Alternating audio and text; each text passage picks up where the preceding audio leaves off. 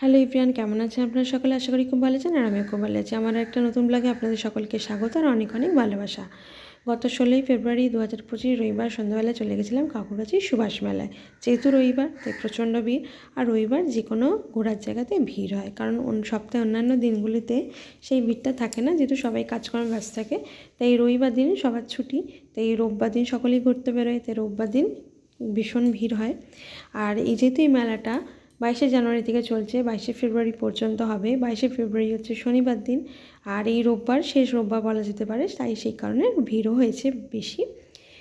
আর এই রোববারের আগের রোববার আমরা এখানে এসেছিলাম, তখন এতটা ভিড় দেখতে পাইনি। ভিড় ছিল কারণ এখানে হরিয়ানা ট্রিস, এখানে আমরা চা খেতে এসেছিলাম আমি আর হাজব্যান্ড মিলে। তখন আমার হাজব্যান্ডকে বলেছিলাম মেলার ভিতরে যাওয়ার জন্য, তো হাজব্যান্ড বলেছিল যে না, বাচ্চাদের নিয়ে আসবো তখন ঢুকবো, কারণ মেলাটা ওদের জন্য, ওদেরকে না নিয়ে আসলে কি ভালো লাগে? নিজেরা গিয়ে আর কী করবো, নিজেরা তো জিনিস দেখবো এই, আর মেলাটা ওদের দেখতে ভালো লাগবে। ওদের এত রকমের জিনিস দেখা, খেলনা, গাড়ি চড়বে, এটা তো ওদের আনন্দের জিনিস, তাই না? ওদের না নিয়ে আসলে কি ভালো লাগে? সেই জন্য গত রোববার আর যাইনি। তাই এই রোববার 16 ফেব্রুয়ারি 2025 ওদেরকে নিয়ে চলে এলাম মেলায়। দেখো এটা হচ্ছে রাস্তার দিকে প্রচুর দোকান, টেডি বিয়ার, ইমিটেশন জুয়েলারি। আর এই যে দেখো মেলার মূল আকর্ষণের জিনিস হচ্ছে এই যে বাদাম, উঁচু উঁচু পাহাড় করে রাখা মিষ্টি বাদাম, হ্যাঁ, জিভে গজা, জিলিপি, নিমকি, এগুলো বাড়ি ফেরার সময় নিয়ে গেছি। আর এই যে মাটির চায়ের কাপ, প্লেট, গ্লাস, এগুলো আমার ভীষণ ভালো লাগে। আর এখানে দুদিকে প্রচুর দোকান, প্রচুর জিনিস। এই দ্য গ্র্যাস ম্যাট দেখো, মানে মার্কেটে আমরা যা যা পাই, যা যা কিনি তাইতে এখানে রয়েছে। এটা হচ্ছে মাঠের বাইরের দিকে, দুদিকে প্রচুর দোকান, প্রচুর ভিড় লোক। আর এবার আস্তে আস্তে আমরা পৌঁছে গেলাম, ঢুকে গেলাম মেলার, মানে মাঠের মূল মেলা প্রাঙ্গণে। এখানে প্রথমেই লেখা আছে ওয়েলকাম টু সুভাষ মেলা। আমরা চলে এসেছি মাঠের ভেতরে মূল মেলা প্রাঙ্গণে। তো মাঠের ভেতরেও প্রচুর লোক, প্রচুর ভিড়, প্রচুর দোকান, আর মাঠের বাইরেও প্রচুর লোক, প্রচুর ভিড় আর প্রচুর দোকান দুদিকে। তো আমার আগের রোববার আমার বড় ছেলের পরীক্ষা চলছিল বলে আসিনি নিয়ে, আর এই রোববার আমার বড় ছেলের পরীক্ষাও শেষ, স্কুল ছুটিও পড়ে গেছে, তাই জন্য এই রোববার আমরা দুই ছেলেকে নিয়ে চলে এসেছি এই মেলায় দেখতে। দেখো আস্তে আস্তে মেলা চারদিকে ঘুরে দেখছি, প্রচুর দোকান আছে, জামা কাপড়ের দোকান, শাড়ি, জুয়েলারি, কুর্তি, ব্যাগ, বেতের জিনিস, সব রকম হয়েছে, মাটির জিনিস, ফুলদানি, তারপর সেই বেলুন ফোলায় না, সেই বেলুন মারে, সেই বেলুন, মেহেন্দি পরা, কানের দুল, জুয়েলারি, কি নেই, ঘরের সমস্ত জিনিস, বাসনপত্র, ঘরের যা যা ইউটেন্সিলস লাগে, মানে আমরা যা যা এমনি দোকান থেকে যা যা কিনি তাই রয়েছে। তাও পুরো মেলা প্রাঙ্গণ ঘুরতে ঘুরতে মেলার ভিতরের দিকে এলাম। এসে দেখো এখানে রয়েছে একটি স্টেজ রয়েছে, নিশ্চয়ই কোনো অনুষ্ঠান ছিল, যাই হোক সবাই এখানে বসে আছে, ঘুরছে, আমরাও ঘুরলাম। আর অনেকেই বলে যে মেলার শেষ মেলা মানে ভাঙা মেলা, মানে মেলা যে সময় উঠে চলে আছে ঠিক সেই সময় নাকি জিনিস কিনলে অনেক কম দামে পাওয়া যায়। যাই হোক আমি কিনিনি, আমি এর আগেও মেলায় এসেছি, ঘুরেছি, দেখে চলে গেছি, আর এইবার এটা নিয়ে আমার দ্বিতীয়বার আসা। এলাম, গেলাম, ঘুরলাম, চলে গেলাম, কিছুই কিনিনি, কারণ জিনিসের দাম আমার বেশি লেগেছে। যাই হোক, আর ভাঙা মেলায় আসা সম্ভব নয়। আর আমাদের উত্তর কলকাতায় চড়কের মেলা হয় চৈত্র সংক্রান্তিতে, তো সেই মেলায়, ভাঙা মেলায় আমি কিনি। তো উত্তর কলকাতা চড়কের মেলা বিখ্যাত একটি মেলা, সকলেরই পরিচিত চেনা মেলা। যাই হোক, তো এবার সুভাষ মেলার চারিদিক ঘুরতে ঘুরতে ভিতরের দিকে একটি আছে সুভাষ ভবন বলে, যেখানে নেতাজি সুভাষচন্দ্র বোসের জীবন কাহিনী দেখানো হয়েছে ছবির মধ্যে দিয়ে, এমনকি উপরেও লেখা আছে। তো যার নামে এই মেলা, তো তার নামেই এখানে একটা মানে তার নামে যখন এই মেলা, তো তার সম্পর্কে এখানে না কিছু থাকলে কি হয়, সেটা তো থাকা দরকার পড়ে, তাই না? তাই তার নামে, ওনার নামে মেলা, তাই এখানে রয়েছে সুভাষ ভবন।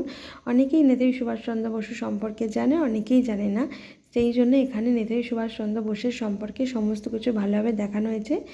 ওনার জন্ম থেকে শুরু করেছে, ওনার বড় হওয়া, এমনকি দেশের জন্য উনি যা যা করেছেন সমস্ত কিছুই ওনার পুরো জীবন কাহিনী গানে দেখানো হয়েছে।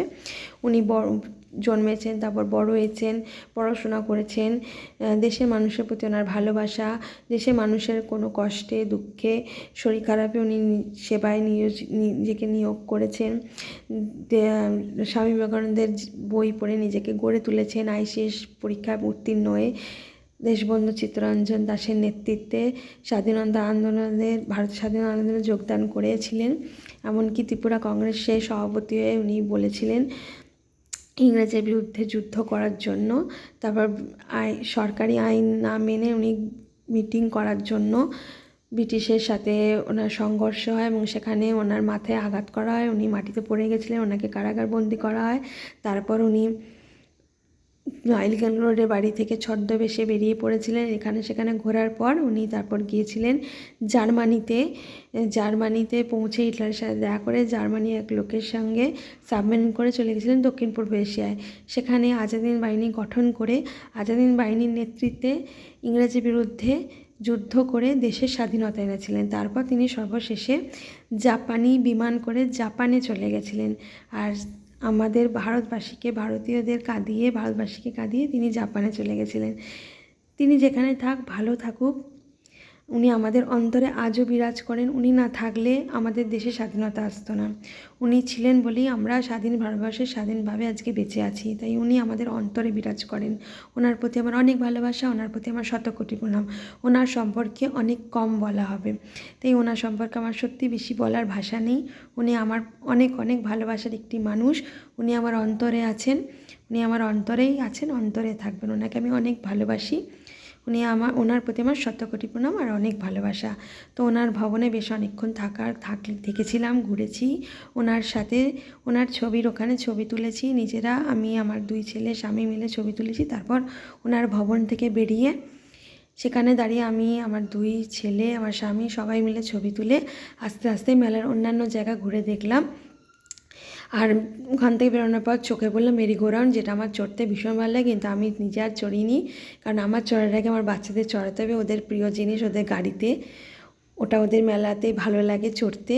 আগে ওদের না চড়ি কি আমি মা হয়ে চড়তে পারি? তাই নিজের ভালো লাগে একটু স্যাক্রিফাইস করে আগে ওদের চড়ানোর জন্য গেলাম।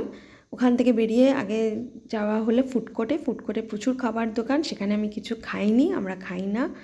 তো তারপর দেখলাম লোকনাথ আচার বলে একটি আচারের দোকান, সেখান থেকে চলে এলাম এই গাড়ি চড়ানোর জায়গায়।